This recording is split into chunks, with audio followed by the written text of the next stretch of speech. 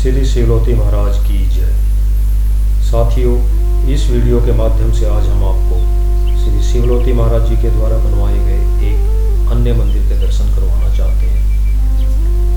यह मंदिर हिमाचल प्रदेश के सोलन जिले में कोटी के समीप कसौली की सुरम्य पहाड़ियों पर बना हुआ है तथा यह स्थान परवाणु के समीप बने प्रसिद्ध पर्यटक स्थल टिम्बर ट्रेल से लगभग 10 किलोमीटर की दूरी पर है।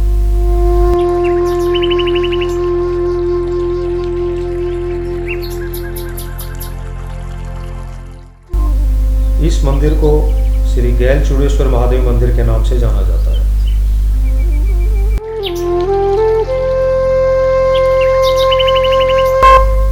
कोटी के पास की पहाड़ियों पर बसे गैल तथा सरी गांव के बीच में स्थित इस मंदिर तक सड़क के किनारे बने चंद्रमुखी होटल के समीप से गुजरने वाली इसी पगडंडी के सहारे लगभग 2 किलोमीटर की पैदल यात्रा करने के पश्चात ही आप इस मंदिर तक पहुंच सकते हैं।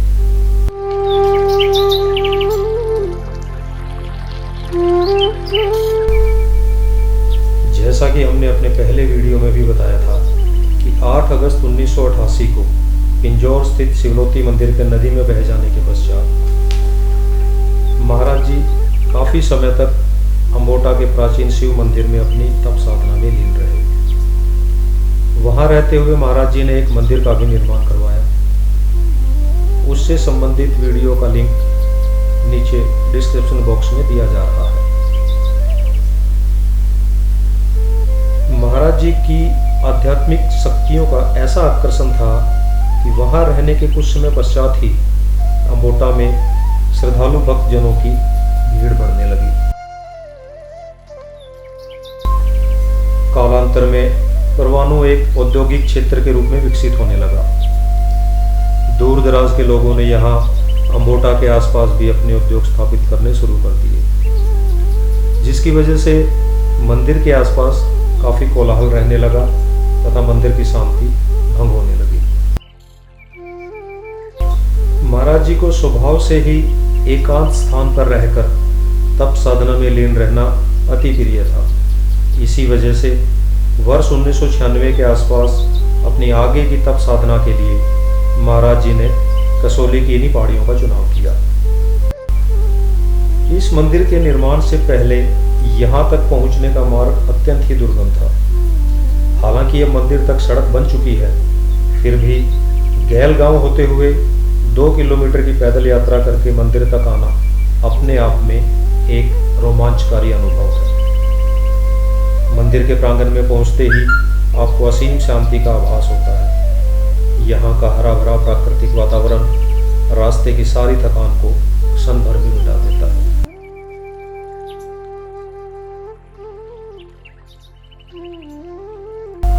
आरंभ में इस शिवलिंग की स्थापना मुख्य मंदिर से लगभग 500 मीटर नीचे यहाँ पर की गई थी।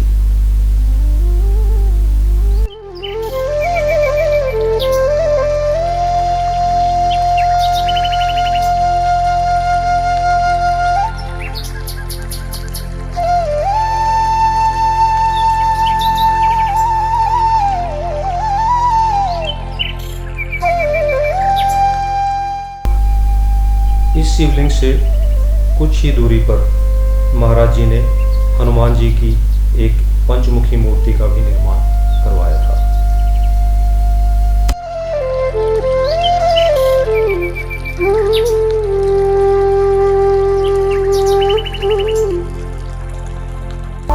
बाद में महाराज जी के द्वारा पहाड़ी की चोटी पर मुख्य मंदिर को बनाने का निर्णय लिया गया।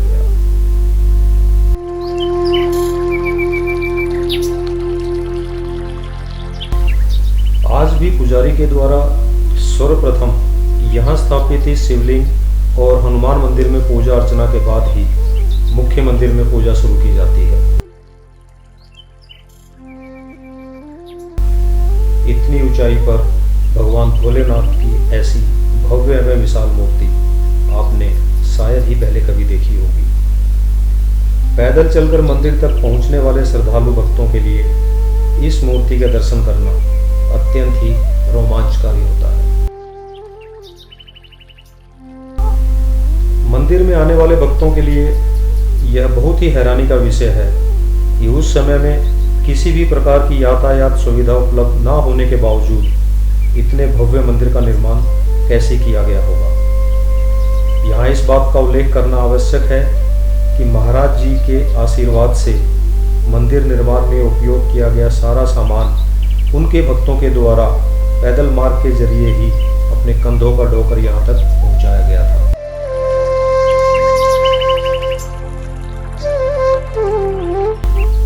इस स्थान का महत्व इसलिए भी बढ़ जाता है कि श्री शिवलोती महाराज जी के पंच तत्व में विलीन होने के पश्चात उनकी समाधि का निर्माण यहीं पर किया गया था। कालांतर में जयपुर के नज़दीक मकराना से विशेष तौर पर तैयार करवाई गई सफ़ेद संगमरमर से निर्मित महाराज जी की इस मूर्ति की विधिवत पूजा अर्चना के बाद यहाँ पर स्थापना की गई थी तथा भक्तों के बैठने के लिए समाधि भवन का भी निर्माण किया गया।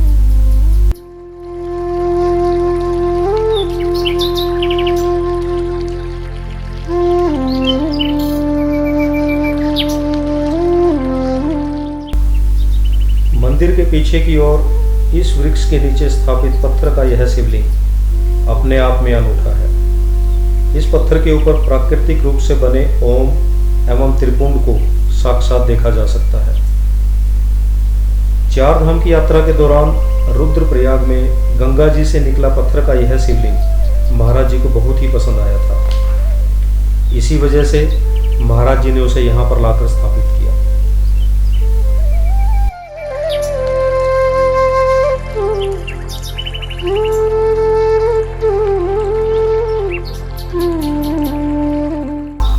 महाराज जी के बाद उनके प्रिय शिष्य श्री राम जी के द्वारा पत्थर के इस शिवलिंग की पूजा आज भी अनवरत जारी है। श्री राम जी बहुत ही छोटी सी उम्र में अपने घर परिवार का त्याग कर महाराज जी की शरण में आ गए थे।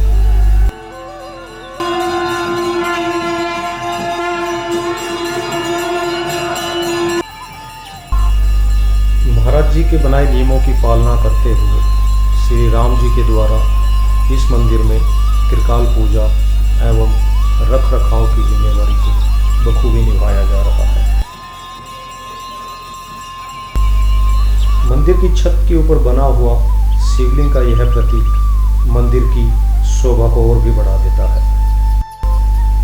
साफ मौसम में यहाँ से चूड़धार की पहाड़ियों के साक्षात दर्शन किए जा सकते हैं। चूड़धार में महाराज जी के कुल देवता श्री सिरगुल महादेव का भी वास है। इसी वजह से महाराज जी को इस स्थान से विशेष लगाव था।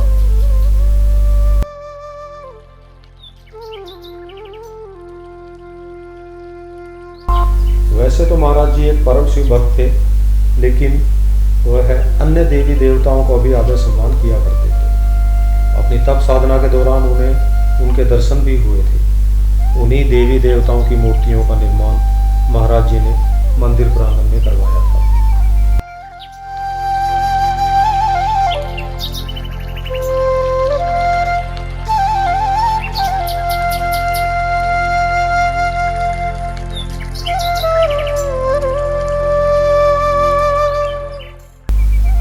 कोटी मंदिर का रास्ता अत्यंत दुर्गम होने के बावजूद महाराज जी की आध्यात्मिक शक्तियों के प्रभाव से यहाँ पर भी भक्तों का तांता लगना शुरू हो गया। इसीलिए महाराज जी ने भक्तों की सुविधा को ध्यान में रखते हुए उनके ठहरने के लिए कुछ कमरों का भी निर्माण यहाँ पर करवाया था। महाराज जी के द्वारा बनाए गए नियमों के अनुसार सभी मंदिरों में त्रिकाल पूजा के साथ साथ आने वाले भक्तों के लिए भोजन की भी व्यवस्था रहती थी।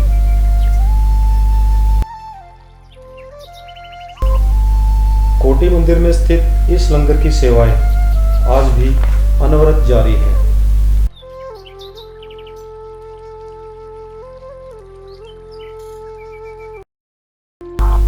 महाराज जी को प्रकृति से विशेष लगाव था। इसी वजह से मंदिर के आसपास की जगहों पर महाराज जी ने भिन्न भिन्न प्रकार के फलदार पौधों को लगवाया तथा मौसम के हिसाब से फूलों एवं साग सब्जियों की क्यारियां भी बनवा रखी।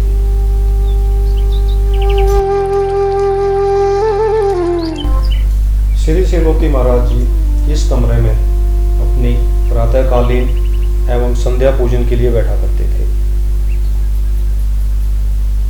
श्री शिवलोती महाराज जी ने यहाँ रहते हुए उनके द्वारा स्थापित अन्य मंदिरों की देखरेख एवं संचालन के साथ साथ हिमाचल प्रदेश की तहसील नेरवा में भी एक मंदिर का निर्माण कार्य शुरू करवाया। उस मंदिर के बारे में विस्तृत जानकारी हम अगले वीडियो के माध्यम से यथाशीघ्र आपके साथ साझा करने का प्रयास करेंगे। जैसा कि हमने पहले वीडियो में भी बताया था कि महाराज जी के द्वारा स्थापित सभी मंदिरों में दोपहर की पूजा में सम्मिलित होने का विशेष महत्व है। अतः आप यहाँ पर भी रविवार के दिन अपनी चौकी लगा सकते हैं।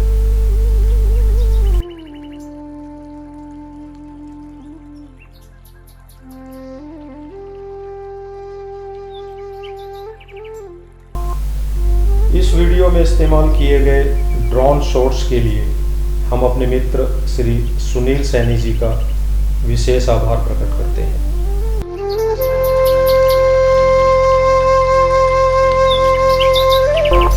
श्री श्री शिवलोती महाराज सबका कल्याण करें। इसी मंगल कामना के साथ जय भोलेनाथ, हर हर महादेव। श्री शिवलोती महाराज जी तथा उनके द्वारा स्थापित अन्य मंदिरों के बारे में और अधिक जानकारी के लिए कृपया इस चैनल को अवश्य सब्सक्राइब करें।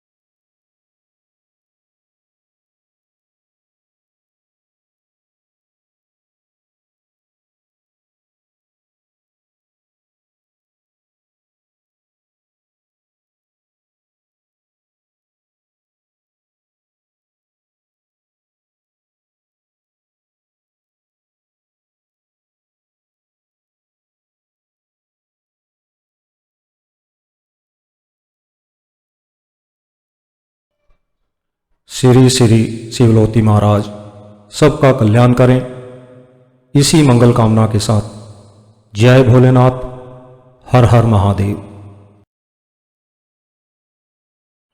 श्री शिवलोती महाराज जी तथा उनके द्वारा स्थापित अन्य मंदिरों के बारे में और अधिक जानकारी के लिए कृपया इस चैनल को अवश्य सब्सक्राइब करें। धन्यवाद।